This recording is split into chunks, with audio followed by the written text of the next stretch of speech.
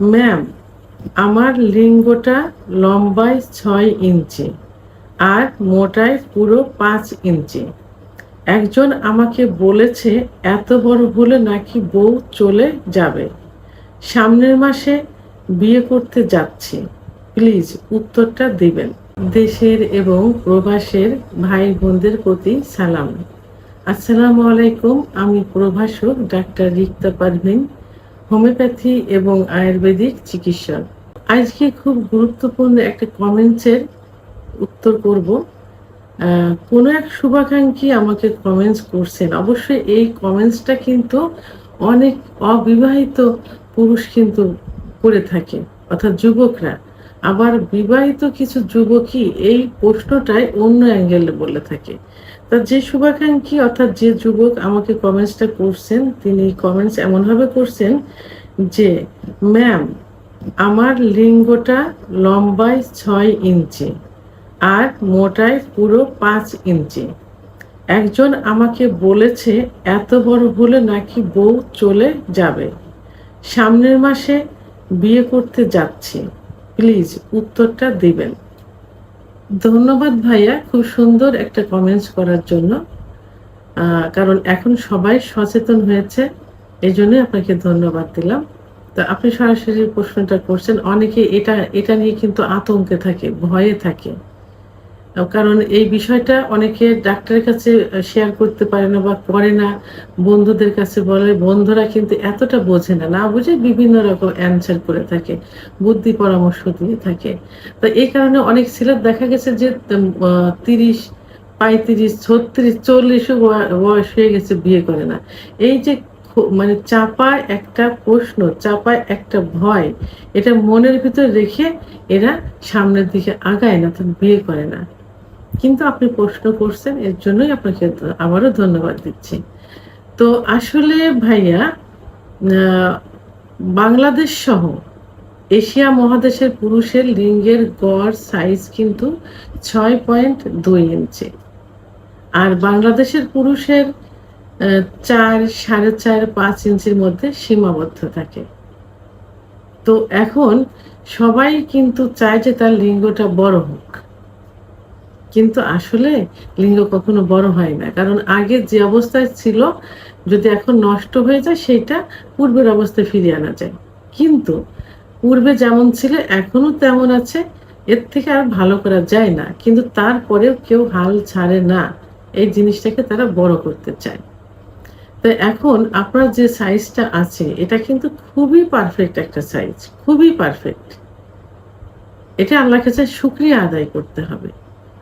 আরেকটা কথা হলো যে, যখন বিয়ে করা হয় তখন মেয়েটা অর্থাৎ স্ত্রী কিন্তু আননোন থাকে, অনেক বিষয়ে তার জ্ঞান থাকে না।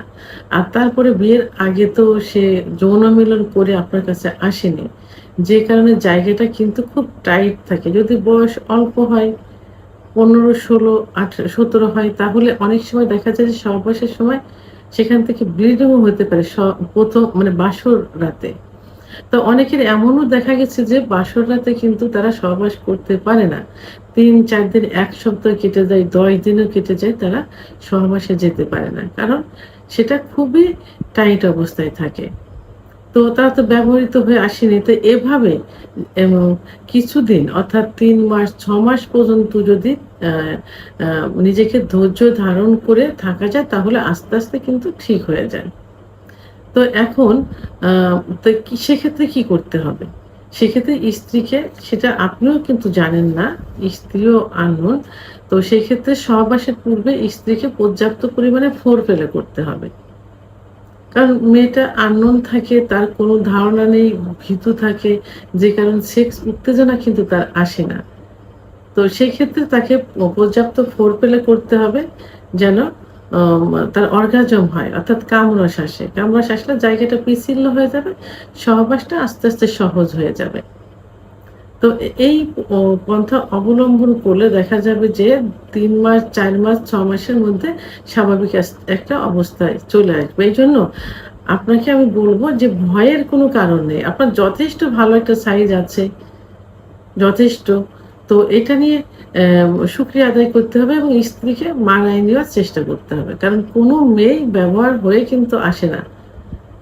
তারা বিয়ের আগে যেখানে যেটাই করে থাকুক না, কিন্তু আপনার কাছে যখন আসবে তখন কিন্তু সে একদম ইনটেক অবস্থায় আসবে। একটু সময় তো লাগবেই। আপনার তো ৬ ইঞ্চি, অনেকে কিন্তু ৭, ৮, ৯ ইঞ্চি পর্যন্ত করতে চায়।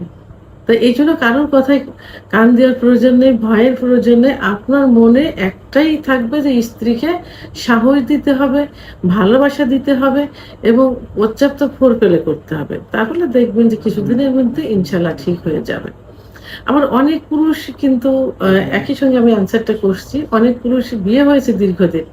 তো বলে যে ম্যাডাম আমার ৭ ইঞ্চি কি ৮ ইঞ্চি আমার বউ অনেক কষ্ট পায়, সহবাস করতে দিতে চায় না। তো আসলে সেক্ষেত্রে উম এটা কিন্তু মানে আদৌ অতটা না।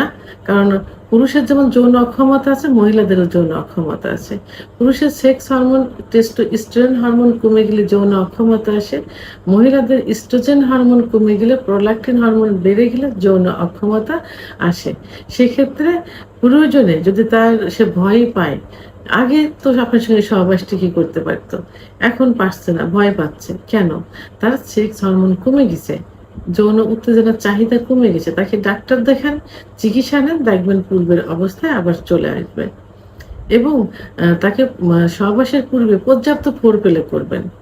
ফোরপ্লে এত পরিমাণ করবেন যে সহবাসের পূর্বেই ২-১ বার অর্গাজম হয়ে যাবে, কামড় বেরোবে, জায়গা পিচ্ছিল হবে। সে নিজেই সহবাসের জন্য আগ্রহ প্রকাশ করবে।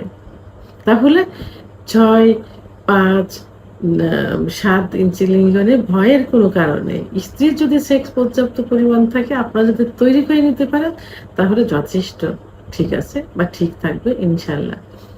ভিডিওটি সম্পর্কে যদি কোনো মতামত থেকে থাকে অবশ্যই কমেন্টের মাধ্যমে জানাবেন। আর ভিডিওটি ভালো লাগলে লাইক, কমেন্ট, সাবস্ক্রাইব করে আমার সঙ্গে থাকুন। আল্লাহ হাফেজ।